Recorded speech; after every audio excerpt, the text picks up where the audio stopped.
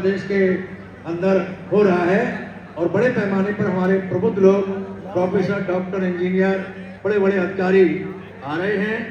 तो मैं अनुरोध कर रहा हूँ प्रोफेसर ब्रजेश चंद्र कटियार जी से, ये हमारे पिछड़े वर्ग में कुर्मी समाज से हैं, कृपया आए और अपने विचार इस मंच से रखें। आदरणीय प्रोफेसर साहब। बहुत बहुत धन्यवाद संचालक महोदय।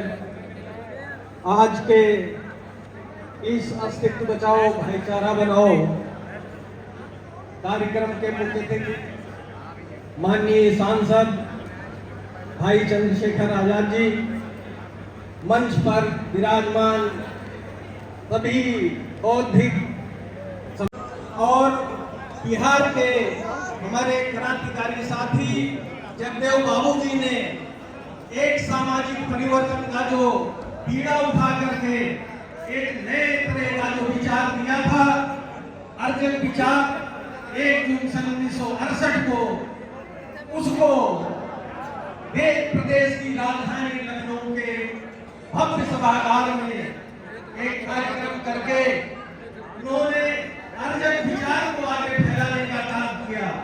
विवेकशीलता और तर्कशीलता को सर्वोपरि रखा गया है। अर्जक संघ के अंदर आत्मा, परमात्मा, भूत और भगवान, इस तरह के ढोंग, अंधविश्वास और पाखंड से दूर करने का संकल्प लिया गया है।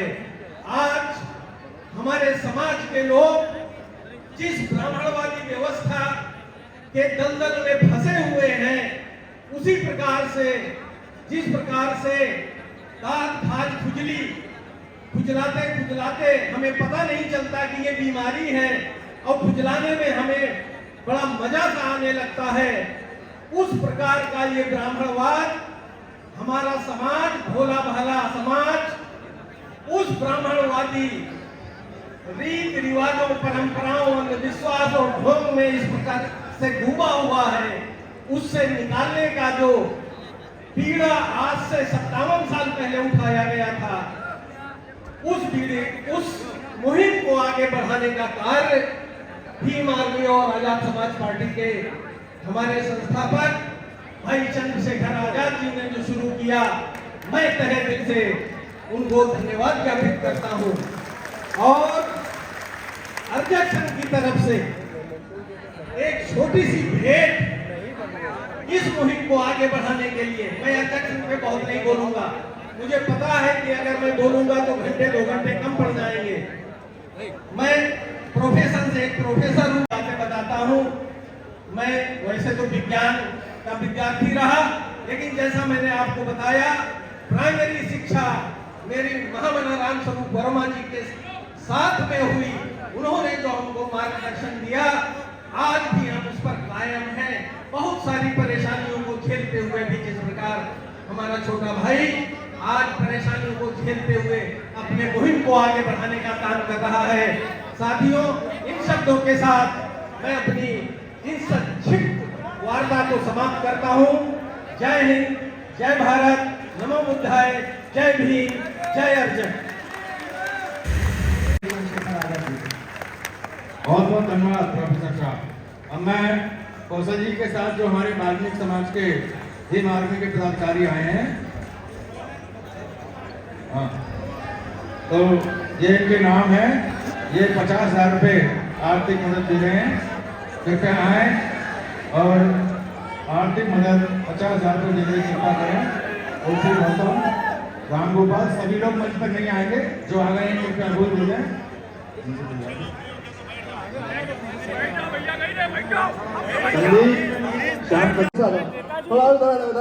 अनुशासन में बिगाड़ो और संगठन के सब लोगों से निवेदन है, ये पेड़ करने के बाद आप सब लोग नीचे उतर जाएंगे। भाई अनुशासन में बिगाड़ो। भैया जी से निवेदन है, भैया हटवा थोड़ा सा यार, कहाँ से करें बताओ, तुम बता दो, हटवा दो तो फोटो तो हो। भाई थोड़ा स्पेस बनाओ। भैया थोड़ा पीछे हो, भैया अब 2 मिनट पीछे हो जाओ, पीछे हो जा भाई। बाबू जी पकड़ लीजिए फोटो खींच रही। भैया थोड़ा पीछे हो जा भैया। बस ठीक है। भैया आप सब लोग हट जाइए, सब लोग हट जाइए, भैया सब लोग हट जाइए, भैया सब लोग हट जाइए, भैया हट जाओ, भैया आप लोग हट जाओ, भैया हट जाइए, हटिए। बीस बीस गांव जाकर 20-20 रुपए की सदस्यता रसीद काटकर आजाद समाज पार्टी को 50,000 रुपए का आर्थिक सहयोग भीम और विकास टीम की तरफ से किया गया है। जोरदार तालियों के साथ अब सभी लोगों से निवेदन है नीचे चले जाए, सभी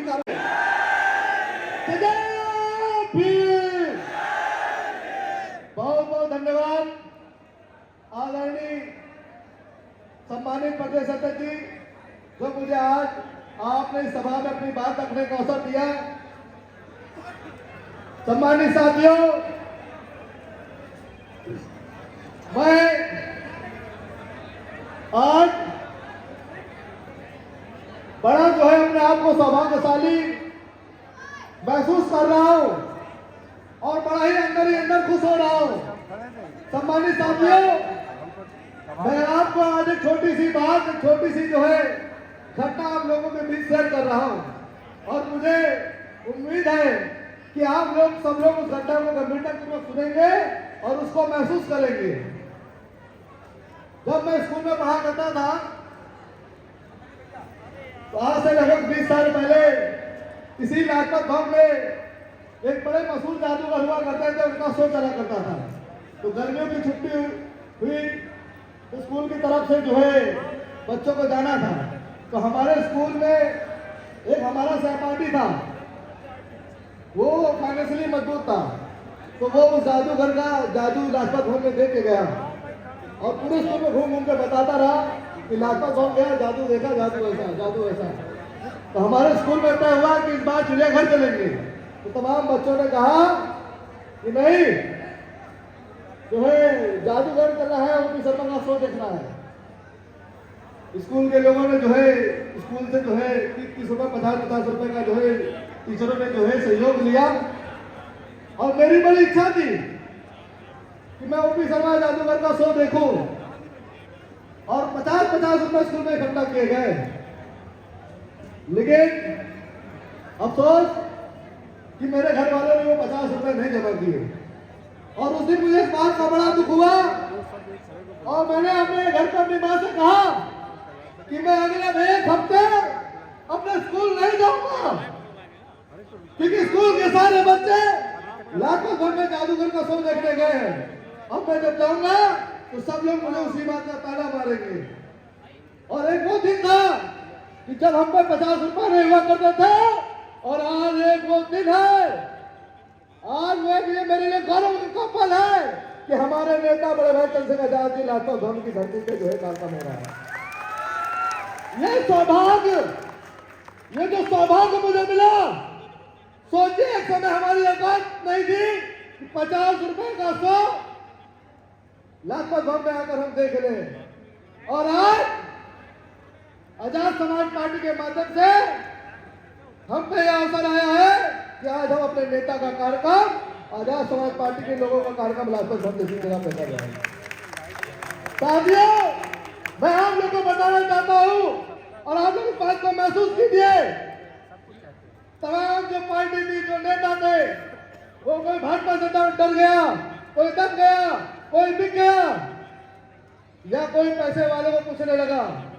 लेकिन आजाद समाज पार्टी बड़े भाई चंद्रशेखर आजाद जी ने अगर एक सफाई कर्मचारी का बच्चा, एक वाल्मीकि समाज का बच्चा अगर इस लाजपत भवन की धरती से अगर दौड़ रहा है तो वो बड़े भाई चंद्रशेखर आजाद जी की देन है, वो बड़े भाई चंद्रशेखर आजाद जी की देन है। वरना ये तमाम जो सफाई कर्मचारी के बच्चे थे, जो गरीब मजदूर समाज के बच्चे थे, उनको कोई इतना सम्मान, कोई इतना प्यार नहीं देता था, कोई इतना सम्मान नहीं देता था।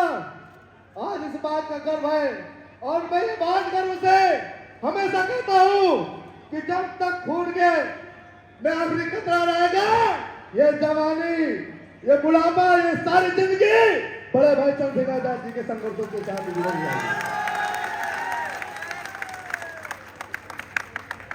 जिस दिन इस आंदोलन में आए, बड़े भाई का साथ दिया, उस दिन ठान लिया था कि दुनिया चाहे कितने भी षड्यंत्र कर ले, चाहे जितनी साजिशें कर ले, चाहे जितनी मनवादी ताकतें लग जाए, लेकिन इस जिस्म से जान जा सकती है, लेकिन बड़े भाई चंद्रशेखर आजाद जी का साथ नहीं छूट सकती, नहीं छोड़ सकती। भीम आर्मी के चीफ और आजाद समाज पार्टी कांसीराम के राष्ट्रीय अध्यक्ष और नगीना से लोकप्रिय सांसद, खिलाड़ी, होमगार्ड, पुलिस सभी के लिए संघर्ष कर रहे हैं। और उनके संघर्ष काल में आपने देखा उनको 4 बार जेल जाना पड़ा और पुलिस ने उनको बहुत मारा पीटा। पिछले वर्ष उनके गोली भी मारी गई, लेकिन हमारे संघर्षशील नेता आदरणीय भाई एडवोकेट जी हम लोगों के लिए लगातार संघर्ष। प्यारे साथियों, जय भीम, जय भारत, जय संविधान। मीडिया के लोग तय कर लो कि हम कैसे काम करें। साइलेंट मोड एक्टिवेट कीजिए यार। मीडिया के लोग थोड़ा ही तय करेंगे कि आजाद समाज पार्टी कैसे काम करे।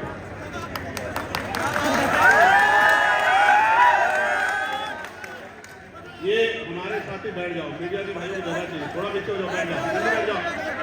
इनको बताओ कि मेरी बात ये बीच पे आके ठीक रहेगा।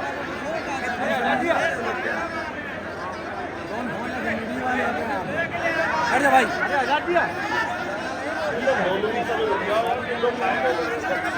बैठ जा भाई। कि आप अपना कीमती समय निकालकर यहाँ आए। आज आपने बार बार जो ये कहा जाता है कि आजाद समाज पार्टी भीम आर्मी में नौजवानों की संख्या ज्यादा है, मैं चैलेंज करके कहता हूं मीडिया को कि वो अपने पीछे घूम के देख के बताएं कि आज नौजवान ज्यादा हैं या इस समाज के रखवाले बहादुर और जिनको समाज की रीढ़ कहते हैं वो ज्यादा है। प्यारे साथियों, आपका काम खत्म हो गया तो मेहरबानी।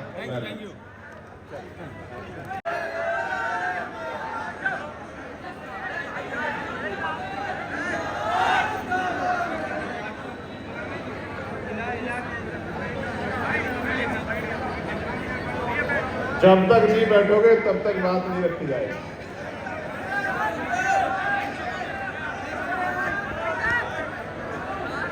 ये इनका क्या नाम है? आप हट जाओ, आप यहीं थे अभी तक, आप हट जाओ। प्यारे साथियों, अस्तित्व बचाओ, भाईचारा बनाओ। प्रभु जन सम्मेलन जो 7वां सम्मेलन सबसे पहले सहारनपुर में हुआ,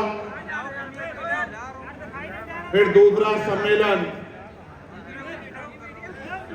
हापुड़ में हुआ, तीसरा सम्मेलन गाजीपुर में हुआ, चौथा सम्मेलन आगरा में हुआ। ब्लास्ट कहिए ब्लास्ट। 5वां सम्मेलन जिसने बड़े बड़े पार्टियों दलों की नींद उड़ा दी, वो लखनऊ में हुआ 1 तारीख को, 1 जून 2025। और वो भी 1 जून को इसलिए रखा गया कि अर्जक संघ की स्थापना दिवस था, इसलिए अर्जक संघ के लोगों को, उन महान मूर्तियों को, उन महान विभूतियों को, उन संघर्ष के योद्धाओं को याद करने के लिए जिन्होंने अर्जक संघ को जो है तैयार करके समाज में बौद्धिक विकास की लहर चलाई, उनको नमन करने के लिए 1 जून को लखनऊ में रखा गया। फिर 6ठा सम्मेलन झांसी में रखा गया, बुंदेलखंड की धरती पर, झलकारी बाई, मां झलकारी बाई की धरती पर।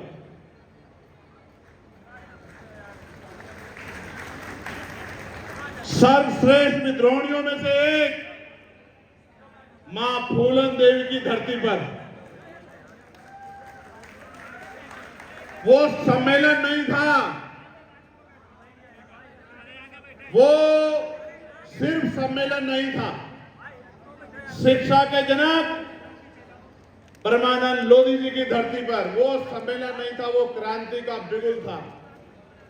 और आज कानपुर मोहनलाल कुरेल जी की धरती पर ये ऐलान है जो आजाद हिंद फौज ने किया था। याद है नहीं याद है?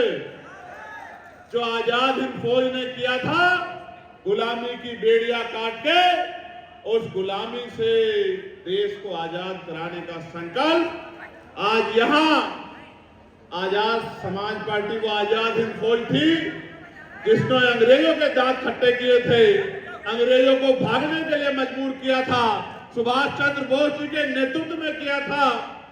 और ये आजाद समाज पार्टी काशीराम है जो यहां से मनु के ठेकेदारों से गुलामी की बेड़ियां काटने के लिए संघर्ष करने का काम करते थे।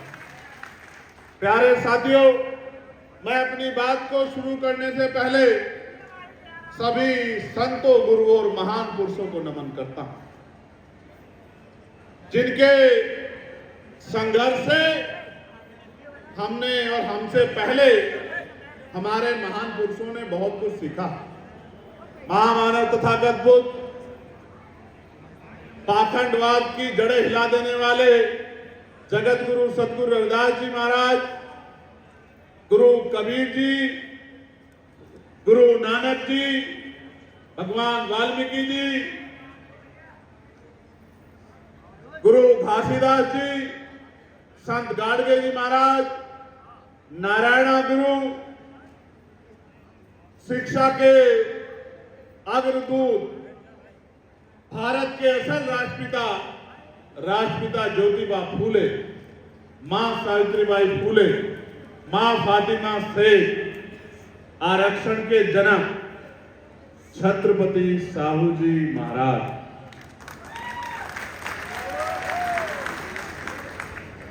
करोड़ों शोषितों, वंचितों, महिलाओं, किसानों, नौजवानों के उस समय भी और आज के भी आदर्श नेता विश्वरत्न डॉक्टर बाबा साहब अम्बेडकर, अर्जक संघ की स्थापना करने वाले महामना रामसु वर्मा, चौधरी महाराज सिंह भारती, बाबू जगदेव प्रसाद कुशवाहा, जननायक कपूरी ठाकुर, पेरियार ललई यादव, ईवी पेरियार रामानायकर स्वामी,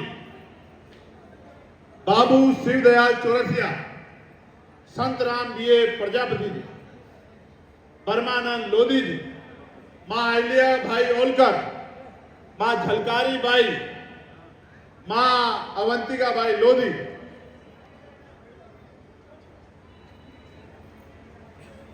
जननायक कपूरी ठाकुर, मान्यवर दीना भाना वाल्मीकि और मान्यवर साहब श्री काशीराम के चरणों में भी अपना नमन करता हूं, उनको वंदन करता हूं।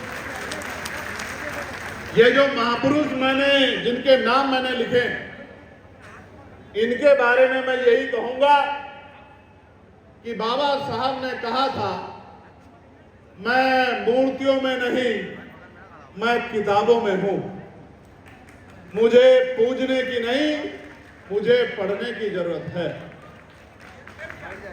मैंने इन महान पुरुषों में से बहुत सभी को देखा तो नहीं है, लेकिन जब जब मुझे मौका मिला है, मैंने इनको पढ़ने का काम किया है, इनको जानने का काम किया है, इनको पहचानने का काम किया है, इनके विचारों पे चलने के लिए खुद को तैयार करने का काम किया है।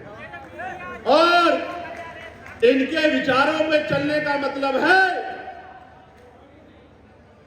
आग के ऊपर चलना, तलवार की धार के ऊपर चलना, तीर की नोक पर चलना, क्योंकि देश में जो व्यवस्था है वो व्यवस्था सब कुछ बर्दाश्त कर सकती है, लेकिन इस राह पे चलकर बहुजन समाज के लोगों को जागरूक करके उनको अंधविश्वास पाखंडवाद से निकाल के उनमें भाईचारा पैदा करके, और जब मैं ये कहता हूं कि प्रबुद्ध जन सम्मेलन हम लोग करेंगे और प्रबुद्ध जन की परिभाषा बताता हूं कि पहले दल ये कहते थे कि देश में एक ही जाति प्रबुद्ध है, एक ही समाज प्रबुद्ध है।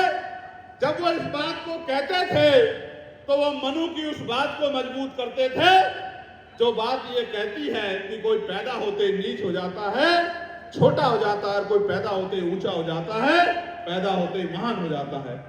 ये मनु के जो सिद्धांत है, मनु के जो विचार है, हमारे महान पुरुषों ने इनके खिलाफ क्रांति करने का काम किया और इन विचारों के खिलाफ जो सत्य विचार है उस सत्य विचार को लोगों तक पहुंचाने का काम किया। आप मुझे बताइए कि जन्म के आधार पे कोई प्रबुद्ध हो सकता है क्या? क्या जन्म के आधार पे कोई श्रेष्ठ हो सकता है क्या? इस दुनिया का इतिहास ये कहता है, हम महापुरुष भी उसको मानते हैं जिसके जीवन का आकलन करने के बाद, उसके जाने के बाद हम ये तय करते हैं कि इस व्यक्ति ने समाज के लिए कोई योगदान किया है, समाज के लिए कुछ संघर्ष किया है।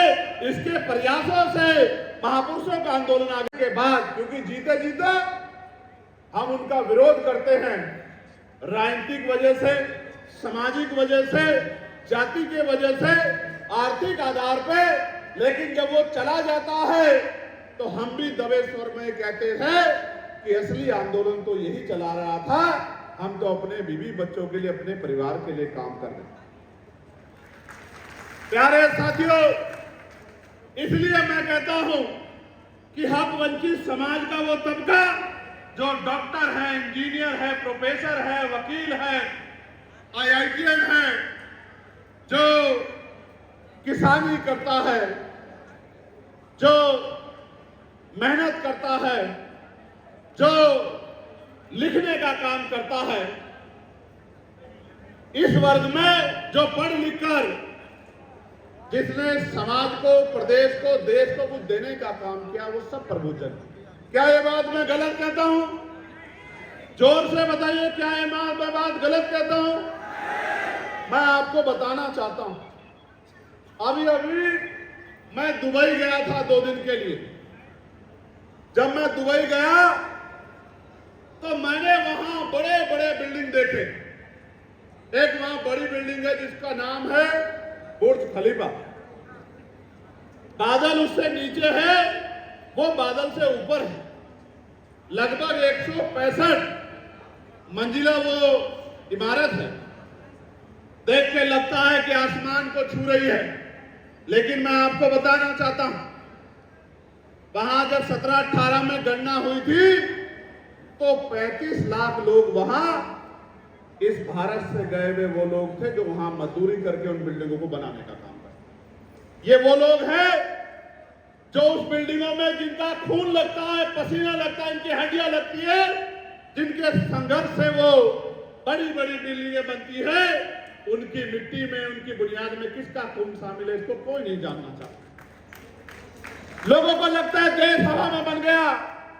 लोगों को यह नहीं पता, इस देश को बनाने के लिए देश के हक वंचित समाज ने, कमजोर समाज ने अपनी पीठ तुड़वा ली है, अपने कंधे तुड़वा लिए हैं, अपने घुटने खत्म करवा लिए हैं और पसीना और खून लगाकर इस देश को आगे बढ़ाने का काम किया है।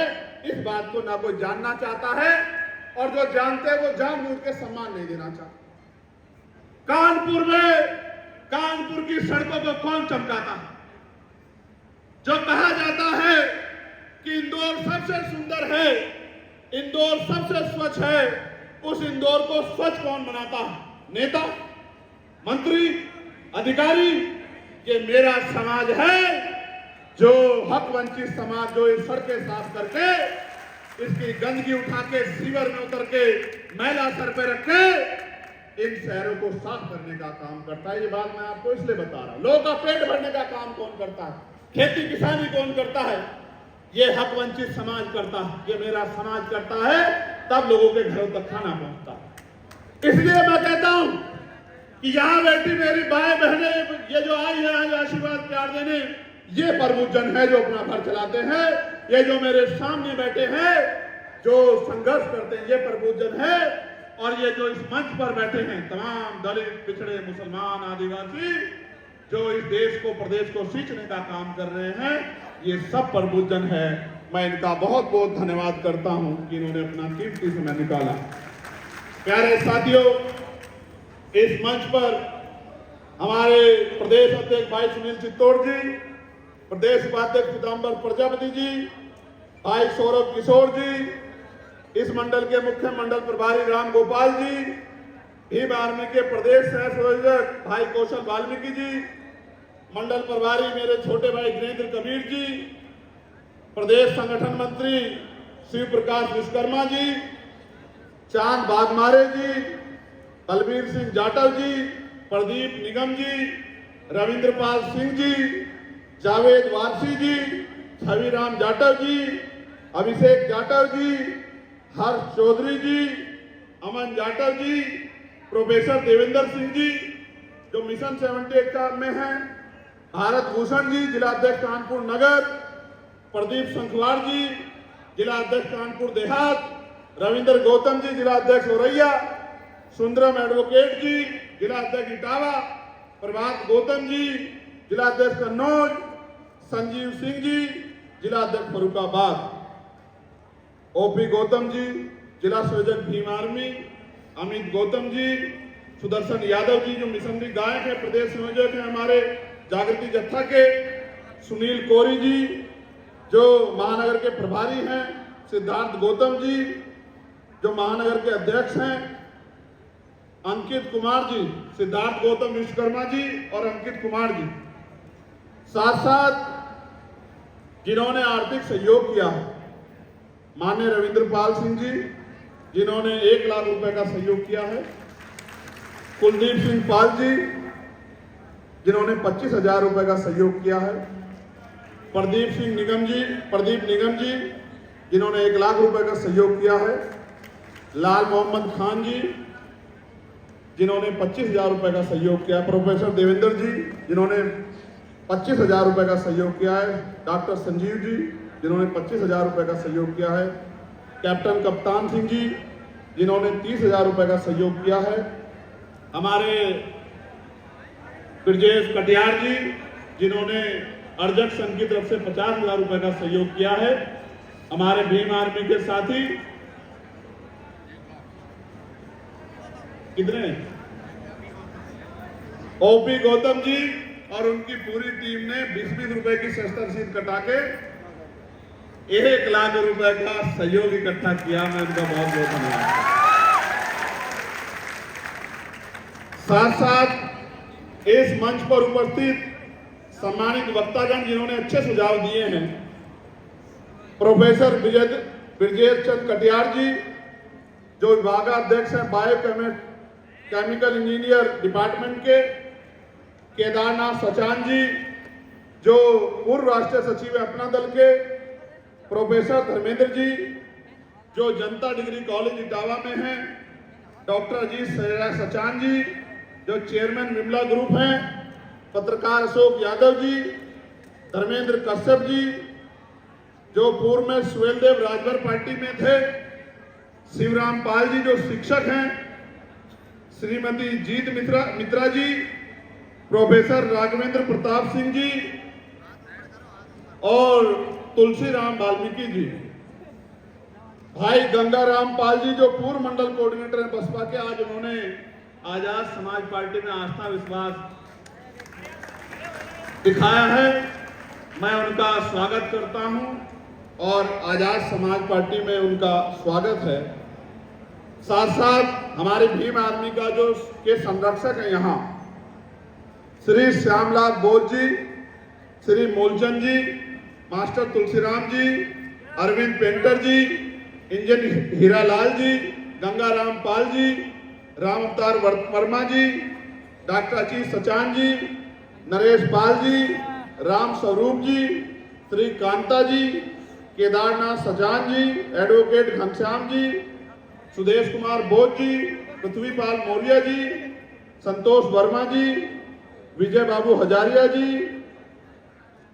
मैकूलाल खोटे जी, सुंदरलाल ब्रह्म जी, राम शंकर रघुवंशी जी, कुलदीप जी, पीएन निराला जी, ब्रजमोहन दास जी, कैलाश नाथ सोनकर जी, हीरा लाल जी, यदुवंदन राव जी, छत्रपाल जी, रमेश कुमार बख्शी जी, मेवालाल ब्रह्म जी, महेंद्र पाल जी, विनय बिहारी जी, विनोद बिहारी जी, एडवोकेट शशिकांत जी, रविंद्र कुमार मधुर जी, शिवनाथ बाबू जी, प्रेमचंद वाल्मीकि जी, रामकृष्ण वर्मा जी, मोहनलाल जी, राम कृपाल जी, सूरज नारायण जी, नरेश चंद जायसवाल जी, आप सबका मैं बहुत बहुत धन्यवाद करता हूं। जब यहां मैं पसीने पसीने हो रहा हूं तो आप लोगों के क्या हाल होंगे, लेकिन मेरे उन नौजवानों से बिल्कुल नाराजगी रहेगी जिन्होंने मेरी बात को मानने के बाद जो बैठे नहीं। उनसे मेरा प्यार नहीं हो सकता और वो मेरे सिपाही नहीं हो सकते, मैं इस बात को मानता हूं। क्योंकि जो मेरा सिपाही है उसको तो मैं रात को 12 बजे 1 बजे भी कह देता हूं कि आंधी से टकराना है, वो फिर पीछे पलट के नहीं देखता है, मैं इस बात को जानता हूं। प्यारे साथियों, आज मैं अपनी बात कबीर दास जी के उस दोहे से शुरू करूंगा जो आप सबके लिए बहुत महत्वपूर्ण है। कबीरा खड़ा बाजार में लिए लुखाटी हाथ, जो घर जा रहे अपना चले हमारे साथ। मैं इसका मतलब भी आपको समझा देता हूं। कबीर दास जी बाजार में लाठी लेके खड़े हैं और ये कह रहे हैं कि जो अपना घर फूकना चाहता हो, जलाना चाहता हो, वो इस आंदोलन में हमारे साथ चले। प्यारे भाइयों, ये आंदोलन प्राप्त करने का नहीं है, ये आंदोलन देने का है। इस पूरे आंदोलन को जब आप पढ़ोगे, जानोगे, समझोगे तो आपको एहसास होगा कि हमारे महापुरुषों ने इस समाज से कुछ लिया नहीं है, अपितु अपना पूरा जीवन इस समाज को जगाने के लिए और इसकी गरीबी, बेबसी, लाचारी को खत्म करने के लिए अर्पित किया। इसलिए मैं आप सबसे कहना चाहता हूं आज बहुत जिम्मेदारी से, जैसे लखनऊ में प्रभुजन सम्मेलन हुआ, जो हलचल मची है वो हलचल रुकनी नहीं चाहिए। ये तो 7वां है, अभी तो 11 और बाकी है। जिस दिन 11 खत्म होंगे फिर नहीं बैठूंगा, गाड़ी उठा के यात्रा के लिए निकलूंगा, तब तक चैन से नहीं बैठूंगा जब तक उत्तर प्रदेश की धरती पे एक अम्बेडकर वादी नहीं बैठेगा। मेरी बात को करो मुकाबला, तुम में हिम्मत है। चैलेंज है एडवोकेट चंद्रशेखर आजाद का, अपने इन भाइयों के भरोसे, बहनों के भरोसे करो मुकाबला। अगर तुम में हिम्मत है सामने आके मुकाबला करो। अगर धूल ना चटाई तो मेरा नाम चंद्रशेखर आजाद। प्यारे साथियों, प्रभुजन सम्मेलन इसलिए किया जा रहा है कि पिछले 27 में 15 साल हो जाएंगे। 15 साल, पिछले 15 साल में जो 2027 में हो जाएंगे, राम जी का वनवास भी 14 साल का था। 14 साल के बाद उनको भी राजकाज याद आ गया। इस भूले बिखरे बहुजन समाज को समझ नहीं आया कि बिना राजकाज के आप लोग इस प्रदेश में करोगे क्या। आज प्रभुजन सम्मेलन के जरिए हम लोग समझा रहे हैं कि जातिगत जनगणना होनी चाहिए। और आप याद रख के सुन लो, पार्लियामेंट का की हिस्ट्री निकलवा लो, पार्लियामेंट के जो हैं डिबेट निकलवा लो। जब मैं पहली बार पार्लियामेंट गया था तो मैंने यहीं से बात शुरू की थी कि जिसकी जितनी संख्या भारी उसकी उतनी हिस्सेदारी, जिसकी जितनी संख्या भारी उसकी उतनी हिस्सेदारी। और धन धरती राजपाट बटके रहेगा, अपने धन धरती राजपाट को हम लोग लेके रहेंगे। ये बात जो है मैंने पहले दिन कही थी। और इसके लिए जातिगत जनगणना होनी ही चाहिए, क्योंकि जातिगत गणना होगी तो ये पता लगेगा किसकी कितनी संख्या है और किसकी जेब में क्या है। सिर्फ जातिगत जनगणना नहीं, उसके आर्थिक आंकड़े भी जारी होने चाहिए। गाड़ी किसके पास है, बस किसके पास है, ट्रेन किसके पास है, हेलीकॉप्टर किसके पास है, हवाई जहाज किसके पास है, कंपनियां किसकी हैं, फैक्ट्रियां किसकी हैं, जमीन किसके पास है, रोजगार किसके पास है, बैंक अकाउंट में किसके पैसे हैं, और कौन है वो जिसको 80 करोड़ लोगों को सस्ता राशन दिया जा रहा है, ये जानना चाहिए देश। ये जातिगत जनगणना से खुलेगा। भाई ये लोग अच्छे नहीं, ऐसी तो भेड़ बकरियां भी नहीं होती, भेड़ बकरियां भी अच्छी होती हैं, एक भेड़ के पीछे दूसरी भेड़ चलती है, लेकिन आप तो भेड़ बकरियां भी नहीं हो। ये बात मुझे आपके मुंह पे कहनी पड़ेगी, इन सबको कहनी पड़ेगी जिन्होंने, जो घर से तो निकल आए हैं लेकिन लगता है कि मन में कोई संकल्प नहीं। भैया बाल तो बहुत अच्छे रख लिए, काम भी अच्छे कर ले, तेरी माँ भी जो कहे घर जाने के बाद कि मेरा बेटा अच्छे काम कर रहा है। ये एक मीडिया के साथियों ने भी तो पूरा बवाल काट दिया ना एक ही लाइन में। अब आप लोग कहीं फोटो खिंचवा तो खिंचवा तो दिया, रिकॉर्ड कर रहे हो, ये रिकॉर्ड के बीच में तुम मीडिया कहाँ कर रहे हो भाई? झूठ नहीं बोलता हूँ, पता है नहीं पता?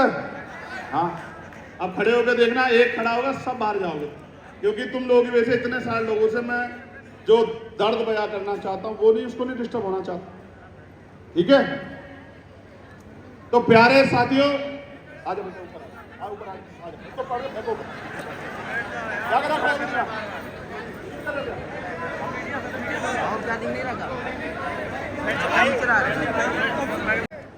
ये होगी तो एक आईना हमारे सामने आएगा, हमें पता लगेगा, क्योंकि 1931 के बाद नहीं हुए ना।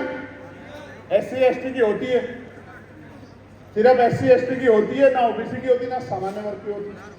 तो संपूर्ण जातिगत गणना होनी चाहिए और उसके आर्थिक आंकड़े जारी होने चाहिए। जैसे बिहार में हुआ था तो पता लगा कि 10% आबादी सामान्य समाज की है और 90% आबादी SC ST OBC और माइनॉरिटी।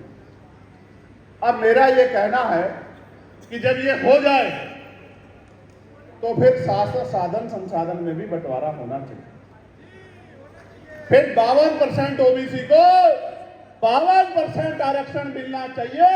इस बात का भी मैं सबसे पुरजोर वकालत करूंगा, और अगर उसके लिए संघर्ष करना पड़ा, जैसे माननीय काशीराम साहब ने कहा था कि मंडल कमीशन लागू करो वरना कुर्सी खाली करो, इस काम को दोहरा के दिखाने का काम भी आजाद समाज पार्टी करेगी। मेरी बात को आप याद रखें। प्यारे साथियों, ये भी मन में शंका बड़ी आ गई है कि ईवीएम के द्वारा वोट की चोरी हो रही, ये भी बहुत बड़ी शंका लोगों के मन में है। और मैं समझता हूं कि लोकतंत्र में तो जो जनता की समस्या है, जो जनता की शंका है, जो जनता की मांग है, पूरी होनी चाहिए। होनी चाहिए नहीं होनी चाहिए? लोकतंत्र का मतलब क्या होता है? लोकतंत्र का मतलब होता है जनता द्वारा जनता का शासन, यानी कि जनता अपने लिए प्रशासक नियुक्त करती है कि हमारी काम धाम की रखवाली कौन करेगा, ठीक है? तो जनता ये चाहती है। आप भी आज बता दो, बैलेट से चुनाव होना चाहिए या ईवीएम से? ईवीएम से कह रहे हो क्या? नहीं, समझ नहीं आ रहा। जब मैं कहूंगा बैलेट से, और अगर आप सहमत हो तो जोर से नारा जाना चाहिए, ईवीएम से होना चाहिए या बैलेट से होना चाहिए? एक और बार बताओ, मजा नहीं आ रहा। बैलेट से होना चाहिए क्या? बहुत अच्छी। तो जनता की मांग को प्रमुखता से रखना हमारी जिम्मेदारी है, इसलिए बैलेट से चुनाव होना चाहिए। हमें इस ओर पर ध्यान देना चाहिए। जबकि मैं तो ईवीएम से जीत के आया हूं नहीं आया, लेकिन जो लोग मेरे चुनाव में गए हैं वो जानते हैं कि डंडा लेके रखवाली की है हमारे लोगों ने 1.25 महीने, जब तक रिजल्ट नहीं आया। ऐसे नहीं जीते हैं।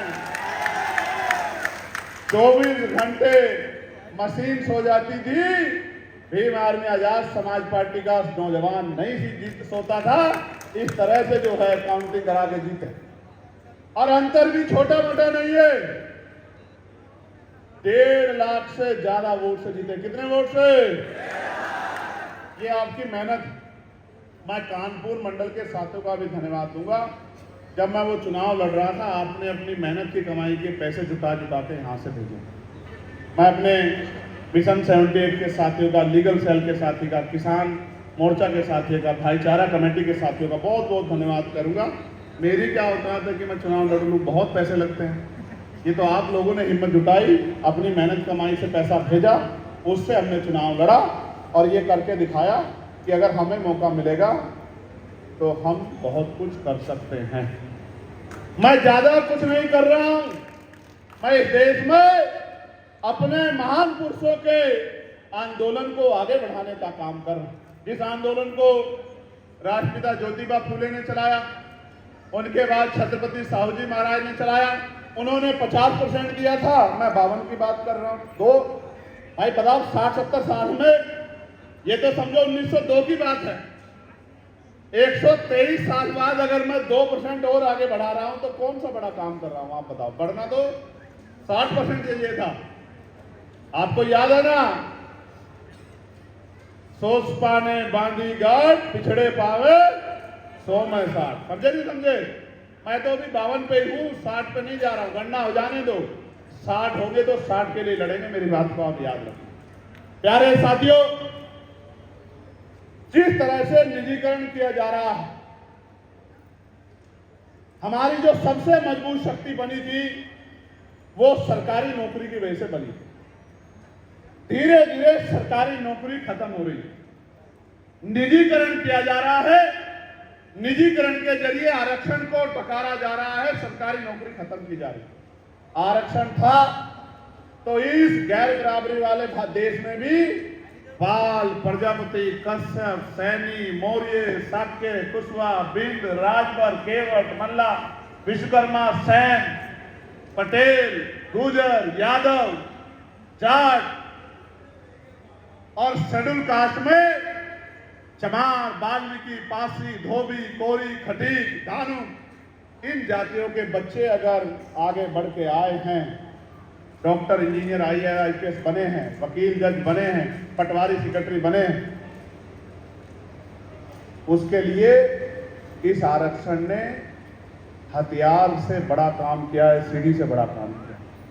तो सामने से 2 अप्रैल के आंदोलन के बाद किसी की हिम्मत नहीं पड़ रही है कि सामने से आरक्षण पे हमला कर ले, इसलिए पिछले दरवाजे से निजीकरण करके आरक्षण को खत्म किया जाए। आप सोचना, जब सब प्राइवेट हो जाएगा तो पाल, प्रजापति, कश्यप, सैनी, मौर्य, शाक्य, कुशवाहा, बिंद, राजभर, केवट, मल्ला, निषाद, दुनिया, चौहान, जाट, गुर्जर, यादव, विश्वकर्मा, सैन, इनके बच्चों को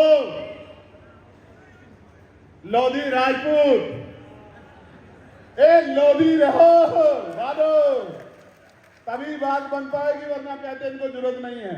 आप भी समझो। बधाई हो, लोधी समाज के लोग भी हमारे बैठे हुए हैं, इनको बहुत बहुत बधाई। और जायसवाल को, तमाम लोगों को, इनके बच्चों को कौन आगे बढ़ने देगा? इसलिए मैं मानता हूं, क्योंकि अभी सामाजिकता नहीं आई है, अभी समाज, देश पूर्ण रूप से जो है नैतिक नहीं हुआ है कि आपके हक को आपको दे दे। आपको तो लड़के लेना पड़ेगा अभी भी। इसलिए कह रहा हूं, इसलिए मैंने पार्लियामेंट में प्राइवेट मेंबर बिल लाके कहा कि निजी क्षेत्रों में भी SC, ST, OBC के लोगों को आरक्षण का लाभ मिलना चाहिए। बताओ, मिलना चाहिए नहीं मिलना चाहिए? जोर से बताओ। मां भी तभी दूध पिलाती है जब बच्चा चंडाड़ मार के रोता है। आप घर में चुपचाप बैठे हो तो लोगों को लगता है इनको कुछ चाहिए वाइए नहीं, समझे? इसीलिए जागरूक करने निकला हूं कि जाग जाओ, इकट्ठे हो जाओ, अपने हक ले लो, वरना वो दिन दूर नहीं कि आजादी से अपने बात रखने की आजादी भी देश में खत्म हो जाएगी। मैं आपको एक उदाहरण बताता हूं। इतना बैकलॉग है, आज ही मैंने रिपोर्ट पढ़ी। मैं एयरपोर्ट पे था, एक इतना बड़ा विमान हादसा हुआ, 300 के लगभग लोगों की जान चली गई। और आज की मैं रिपोर्ट पढ़ रहा था कि 53% बैकलॉग है, 53% नियुक्तियां खाली पड़ी हुई है। लेकिन सरकार को नहीं समझ में आता कि 53% नियुक्तियां भरनी है। आप समझो 2 आदमी का काम 1 आदमी से ले रहे हैं, इसलिए कई बार नुकसान उठाना पड़ रहा। तो ये मांग भी हमने प्रभुजन सम्मेलन के जरिए अपने लोगों तक पहुंचाने का काम किया। प्यारे साथियों, क्योंकि बातें बहुत सारी हैं और उन पे आपसे चर्चा करनी है, इसलिए मैं यहां से शुरू करूंगा कि मैंने पार्लियामेंट में सरकारी सिस्टम किस तरह सुधरे अस्पतालों में, इसके लिए ये मांग रखी थी कि अगर इसको सुधारना है तो हमें सबसे पहले सरकारी हॉस्पिटल में ये सुनिश्चित करना पड़ेगा कि नीति बनाने वाले और नीति लागू कराने वालों के परिवार का हित उससे जुड़ जाए। कैसे? नीति बनाने वाले यानी कि संसद में, लोकसभा में, राज्यसभा में, विधानसभा, विधान परिषद में या नगर पालिका, नगर परिषद में या ग्राम पंचायत में जितने भी प्रतिनिधि हैं संवैधानिक पदों पे, चाहे वो ग्राम पंचायत का मेंबर हो, चाहे महामहिम राष्ट्रपति जी हो, चाहे प्रधानमंत्री हो या गांव का प्रधान हो, चाहे जिला पंचायत का सदस्य हो या जिला पंचायत का अध्यक्ष हो, नगर पंचायत का चेयरमैन हो या नगर निगम का मेयर हो या विधायक, सांसद हो, मंत्री, मुख्यमंत्री हो या मुख्यमंत्री हो या केंद्रीय मंत्री हो, सबके बच्चों का और उनका इलाज सरकारी हॉस्पिटल में होना चाहिए। और उसी तरह से जितने अधिकारी कर्मचारी हैं, चाहे हमारे केंद्रीय सचिवालय के अधिकारी हों या ग्राम पंचायत में सबसे जो छोटी इकाई है वहां सेक्रेटरी, जिसको हम सचिव कहते हैं, वो हो, चाहे कानूगो हो, तहसीलदार हो, नायाब हो, एसडीएम हो, एडीएम हो, डीएम हो, कमिश्नर हो या अपर सचिव हो, मुख्य सचिव हो, प्रमुख सचिव हो, जितने भी पद हैं, चाहे पुलिस के हमारे सिपाही हों, चाहे मास्टर हों, डॉक्टर हों, सबके बच्चों का इलाज बिना डॉक्टर वहां इलाज कर रहा है, उसके बच्चों का इलाज भी, उसका इलाज भी सरकारी अस्पताल में होना। आप देखना जिस दिन ये पॉलिसी लागू हो जाएगी, ऐतिहासिक क्रांति हो जाएगी, शानदार बिल्डिंग होगी, सारी सुविधाएं होंगी, पूरे डॉक्टर होंगे, स्टाफ की कमी नहीं होगी, अनगिनत काउंटर होंगे, दवाइयां भी वहां मिलेंगी, टेस्ट भी वहां होंगे, जेब भी नहीं कटेगी और जान भी नहीं जाएगी। मेरी बात को याद रखना, जान भी बचेगी और सामान भी बचेगा और जेब भी नहीं कटेगी, क्योंकि मानव जीवन सबसे अनमोल है, इसकी रक्षा होनी चाहिए। मैंने अपने पिता को अपने हाथों में खो दिया था पैसे की कमी के कारण, किसी और के पिता की, किसी बहन की, किसी भाई की, किसी के पति की, किसी की मां की, किसी के बच्चों की जान ना जाए, इसका फैसला हमें करना पड़ेगा, वरना वो दिन दूर नहीं कि पैसे की कमी के कारण या असुविधा के कारण मेरे लोकसभा क्षेत्र नगीना में, बिजनौर में मुझे जान के बड़ी तकलीफ हुई। मैंने अधिकारियों को बहुत फटकार लगाई कि डायलिसिस चल रहा था, एक मुस्लिम भाई 26 साल का डायलिसिस चल रहा था, लाइट चली गई, जनरेटर में तेल नहीं था, उसकी तड़प तड़प के जान चली गई डॉक्टर की लापरवाही की वजह से। आप समझिए, जिस अस्पताल में, सरकारी अस्पताल में जनरेटर नहीं है, जनरेटर में तेल नहीं है, आप समझिए कितना बड़ा भ्रष्टाचार हो रहा है। इसलिए यह पहली घटना नहीं है, इससे पहले भी गोरखपुर में और बहुत जगह पे इलाज की कमी के कारण, ऑक्सीजन के कमी कारण बहुत सारे लोगों की जान गई, बहुत सारे बच्चों की जान गई। दूसरा, एक क्रांति और करनी है, सरकारी स्कूलों की हालत बदलनी है। और आपने देखा, ये सरकार तो सरकारी स्कूल बंद कर रही है, 22,000 है, 22,000 सरकारी स्कूल बंद करने का काम ये उत्तर प्रदेश की सरकार कर रही है। आप मुझे बताओ, कटियार साहब आप प्रोफेसर हैं, सरकारी स्कूल में किसके बच्चे पढ़ते हैं बताओ? अमीरों के या गरीबों के? ईमानदारी से बताओ। गरीबों के, किसानों के, मजदूरों के। भविष्य बदलता है स्कूल से, मैं प्राइमरी स्कूल में पढ़ के आया हूं, मैं सरकारी स्कूल में पढ़ा इंटर कॉलेज तक, मैंने ग्रेजुएशन सरकारी स्कूल में की है। जब मेरे जैसा आदमी सरकारी स्कूल से पढ़ के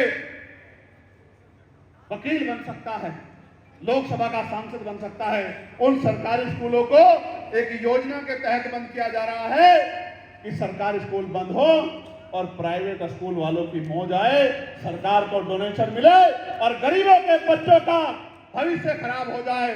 किसान का बेटा किसान ही बने और मजदूर का बेटा मजदूर ही बने, मजदूर का बेटा वकील, डॉक्टर, इंजीनियर, आईएएस, आईपीएस ना बने। ये एक सोची समझी साजिश है, हमें ये समझना पड़ेगा। इसलिए मैंने पार्लियामेंट में कहा कि भाई एजुकेशन पॉलिसी अच्छी होनी चाहिए। सबके पास समस्या है, सब कहते हैं ये समस्या। मैंने पार्लियामेंट में समस्या का जिक्र नहीं किया, मैंने समाधान का जिक्र किया। उन्होंने कहा कैसे अच्छी करोगे?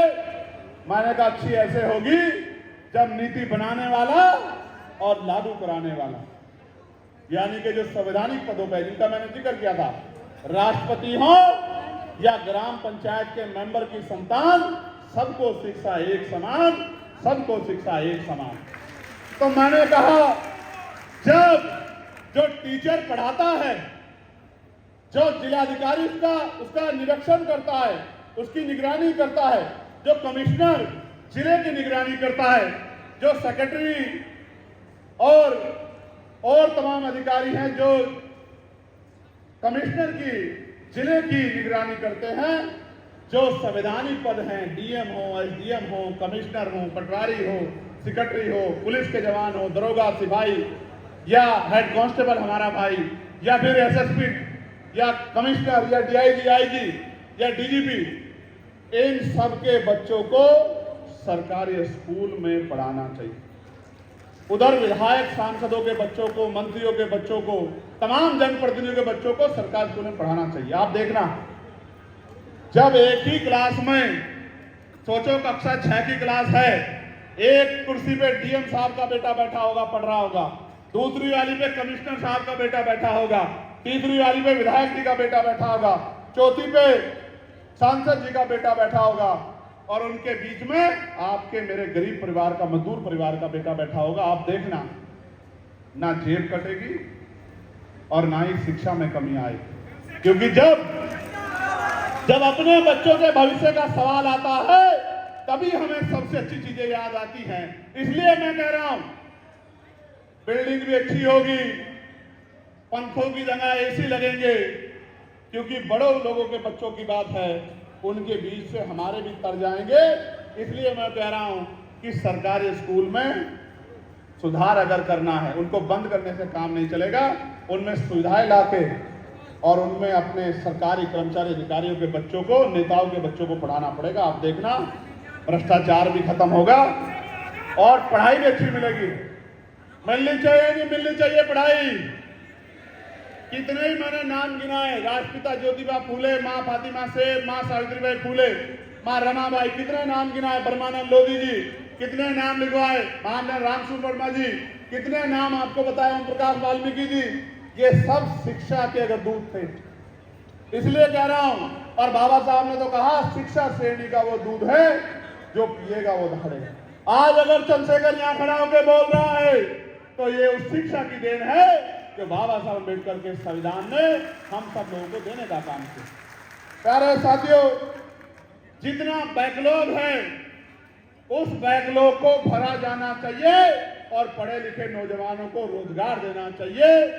ये मांग भी सरकार को हमारी पूरी करनी चाहिए, और अगर सरकार पूरी नहीं करेगी तो मैं आपको विश्वास दिलाता हूं कि जिस दिन हमें अवसर मिलेगा, पहली कैबिनेट में सारा बैकलॉग निकलवा के उस बैकलॉग को भरने के आदेश दिए जाएंगे। मेरी बात को आप याद रखें। दूसरा, जितनी भी परीक्षाएं होंगी उसमें जो शुल्क लिया जाता है, उस शुल्क को हम लोग जीरो करने का काम करेंगे। मेरी बात को याद रखना। चाहे किसी भी डिपार्टमेंट की भर्ती हो, कोई शुल्क नहीं लगेगा और परीक्षाएं निष्पक्ष होंगी। इस सरकार की तरह पेपर नहीं लीक होगा। मेरी बात को याद रखना, पेपर नहीं लीक होगा, पेपर नहीं लीक होगा और 69,000 शिक्षक भर्ती की तरह आरक्षण का घोटाला नहीं होगा। मेरी बात को याद रखना। जिसका जो हक है वो मिलकर रहेगा। सारे नेता हैं पिछड़े वर्ग के, इन दलों में, इन पार्टियों में 20,000 पद खा गए, 20,000 बच्चों का, 20,000 परिवारों का भविष्य उजाड़ गए और ये सरकार बैठ के ताली बजा के तमाशा देखती रही।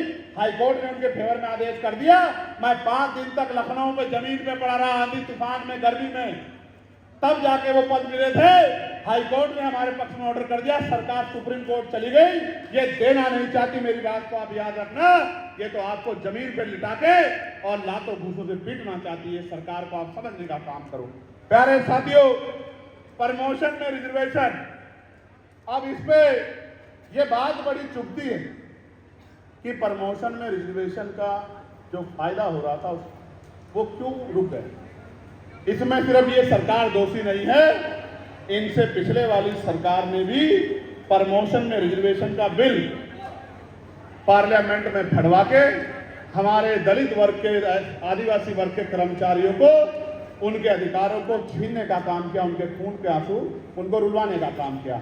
अगर इनकी जगह में होता तो मैं कहता SC ST के साथ ओबीसी और माइनॉरिटी को भी जोड़ लो, इनको भी प्रमोशन में रिजर्वेशन का लाभ दो, इनको भी प्रमोशन रिजर्वेशन का लाभ देके मुख्य पदों पे जाने का मौका दो। मैं आपको विश्वास दिलाता हूं, प्रमोशन में आरक्षण SC ST OBC को हम लोग दिला के रहेंगे, माइनॉरिटी को, मेरी बात को आप याद रखना, लिख के रखना। और पुरानी पेंशन को जिस तरह खत्म किया गया, आज हमारे साथ सचान जी हैं। सचान जी जैसे सीनियर लोग पुरानी पेंशन की वजह से घर परिवार में सम्मान का जीवन प्राप्त करते थे। तुलसीराम जी सम्मान का जीवन प्राप्त करते थे, परिवार में भी इज्जत होती थी और संघर्ष करने वालों की मदद भी कर पाते थे।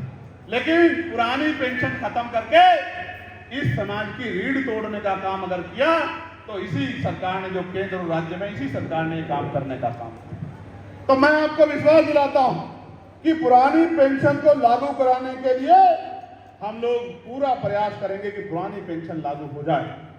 प्रत्येक गांव में पक्की सड़कें बनाने के लिए, और जो बिजली का बिल है, आप बताओ, बिजली विभाग को निजीकरण की भेंट चढ़ा रहे हैं, नहीं चढ़ा रहे हैं? देखा नहीं देखा, मैं सुना नहीं सुना?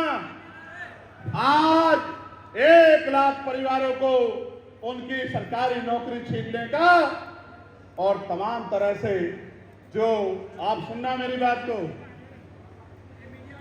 क्यों कर रहे हैं प्राइवेट, आपको पता है? जानना चाहते हो? बिजली प्राइवेट होगी तो महंगी होगी, महंगी होगी तो गरीब लोग सोलर की तरफ भागेंगे। और सोलर का काम किसके पास है? गूगल पे सर्च करके देख लेना, आपको पता लग जाएगा कि किसको मदद करने का काम किया जा रहा है, इसलिए बिजली को महंगी करने का काम किया जा रहा है। मैं आपको स्पष्ट तौर पे कह रहा हूं, अगर निजीकरण के जरिए इन कर्मचारियों की नौकरी छीनने का काम करेगी सरकार, तो उत्तर प्रदेश में बंद बुलाने का काम हम लोग करेंगे। पूरे उत्तर प्रदेश की सिस्टम को ठप करने का काम हम लोग करेंगे, उन अधिकारी कर्मचारियों की रक्षा करने का काम करेंगे। और मैं बिजली विभाग के साथियों के साथ साथ अन्य विभाग के साथियों को भी बताना चाहता हूं, जलते घर को देखने वाले फूस का छप्पर आपका है, आपके पीछे तेज हवा है, आगे मुकद्दर आपका है। उसके कत्ल पे मैं भी चुप था, मेरा नंबर अब आया, मेरे कत्ल पे आप भी चुप हो, अगला नंबर आपका है। आज बिजली विभाग पे जो लोग चुप हैं, अधिकारी कर्मचारी दूसरे विभागों के, कल आपके विभाग का नंबर आएगा, तब एक ही आदमी आपके लिए खड़ा होगा, एक ही संगठन आपके लिए खड़ा होगा, एक ही पार्टी आपके लिए खड़ी होगी, वो है भीम आर्मी आजाद समाज पार्टी और आपके लिए संघर्ष करने वाला भाई चंद्रशेखर आजाद। प्यारे साथियों, आज कानून व्यवस्था का क्या हाल है?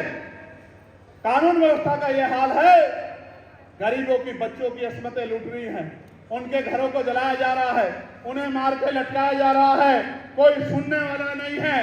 कौशाम्बी में क्या हुआ? कौशाम्बी में जिस परिवार को अपमान झेलना पड़ा, उसी परिवार के लोगों को जेल जाना पड़ा। कौशाम्बी में पाल समाज के लोगों के साथ क्या हुआ? हमारी टीम वहां गई थी और बहुत जल्द मैं भी कौशाम्बी के परिवार से मिलने के लिए जाऊंगा। इस मंच से आपको ऐलान करके कह रहा हूं, उनकी लड़ाई लड़ने का काम करूंगा। मैंने मांग की है उसमें सीबीआई जांच हो। सरकार अगर सच्ची है तो सीबीआई जांच करा दे, दूध का दूध पानी का पानी करा दे, अगर जो दोषी हो उस पर कार्रवाई होनी चाहिए।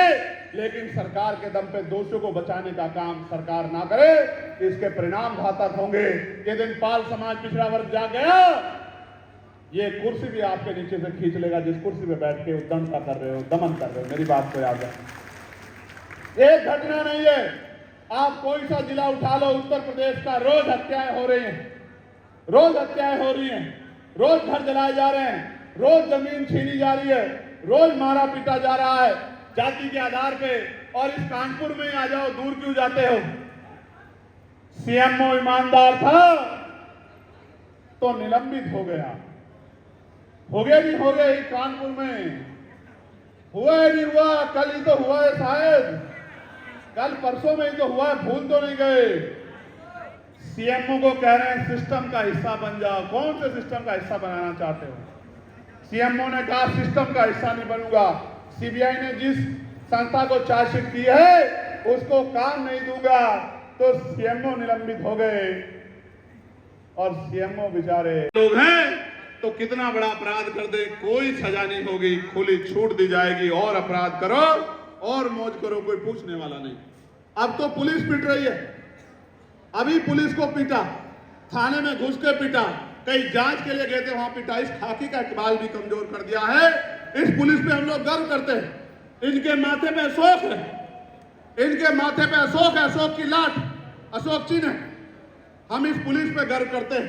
आप ये जानते हो पार्लियामेंट में अगर पुलिस के भाइयों के लिए किसी ने आवाज उठाने का काम किया तो चंद्रशेखर आजाद ने किया। इनकी 8 घंटे की ड्यूटी हो, बॉर्डर स्कीम खत्म की जाए, सप्ताह में 1 दिन छुट्टी मिले, वेतन विसंगतियां दूर हो, नौकरियों की संख्या बढ़ाई जाए और इनको अपने परिवार के बीच रहने का मौका मिले, ये मांग भी अगर किसी ने की है तो चंद्रशेखर आजाद ने की है। प्यारे साथियों, आशा बहनों की वेतन वृद्धि हो, आंगनवाड़ी बहनों की वेतन वृद्धि हो, भोजन माताओं बहनों की वेतन वृद्धि हो, ग्राम पंचायत जो रोजगार सेवक हैं, पंचायत सहायक हैं, पीआरडी के जवान हैं, होमगार्ड के जवान हैं, उनकी भी तनख्वाह वृद्धि, उनके वेतन वृद्धि की मांग अगर किसी ने की तो पार्लियामेंट में जाके चंद्रशेखर आजाद ने की, आपकी शक्ति से की, आपकी हिम्मत से।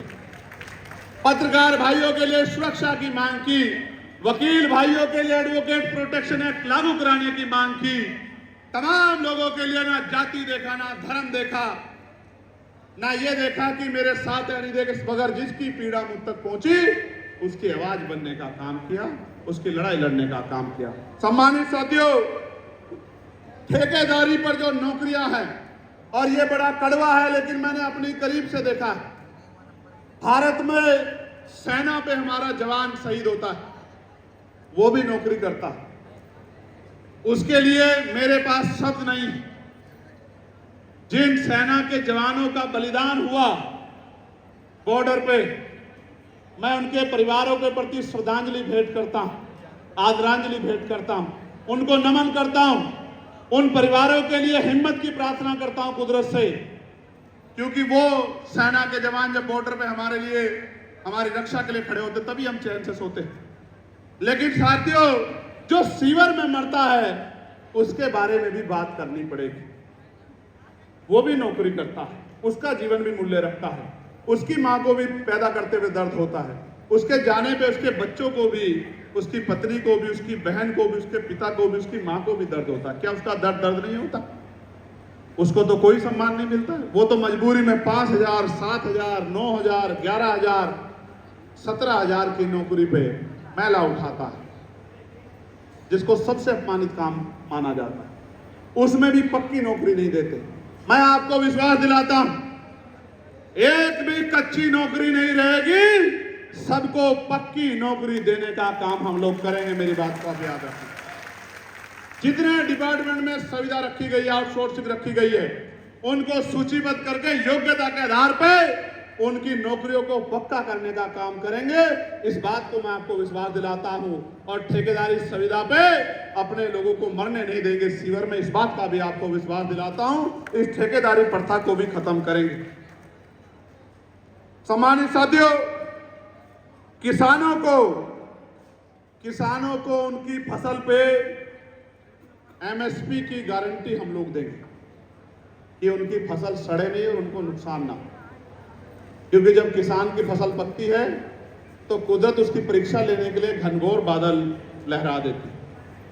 घनघोर बादल को देख के किसान कभी कभी डर जाता है। मेरे जैसा किसान तो नहीं डरता। जिस किसान ने 16 महीने जेल में काटे, कितने महीने? दोबारा बताओ, कितने महीने? जिसने 16 महीने 10/6 की काल कोठरी में काटे हों, जिसने देश की बड़ी बड़ी जेल तिहाड़ 2-2 बार देखी हो, जिसके बदन पे जितनी हड्डियां नहीं उससे ज्यादा जिसने लाठियां खाई हो, जिसके दांत तोड़ दिए गए हो, पैरों के नखून खींच ले गए हो, जिसकी रीढ़ की हड्डी में 4-4 जगह गैप हो और जिसने गोली खाई हो, मौत को सामने से देखा हो, वो चंद्रशेखर आजाद आपसे डरने वाला नहीं है। मेरी बात को आप याद रखें। इसलिए आपसे कह रहा हूं बहुत जिम्मेदारी से कि किसानों को फसल पे हम एमएसपी गारंटी देंगे और जब तक पढ़े लिखे नौजवानों को रोजगार नहीं मिलता उनको रोजगार भत्ता दिलाने का काम करेंगे। इस बात को भी मेरी आज लिख लेना, नोट कर लेना। प्यारे साथियों, यही कानपुर में 18 जून को 50 झोपड़ियां जल गई थी, क्योंकि वो अमीरों के महल नहीं थे, गरीबों की झोपड़ियां थी। आज तक सरकार ने शायद कोई मुआवजा नहीं दिया उन परिवारों को। कभी मुझे लगता है प्रशासन ने भी सुध नहीं ली। इसलिए सुध नहीं ली कि फर्क नहीं पड़ता उनके जीने मरने से, क्योंकि ये व्यवस्था उनको इंसान भी नहीं मानती। आज बिजली की बेतहाशा कटौती हो रही है। किसी जिले में चले जाओ, कई 6 घंटे कटौती के यहाँ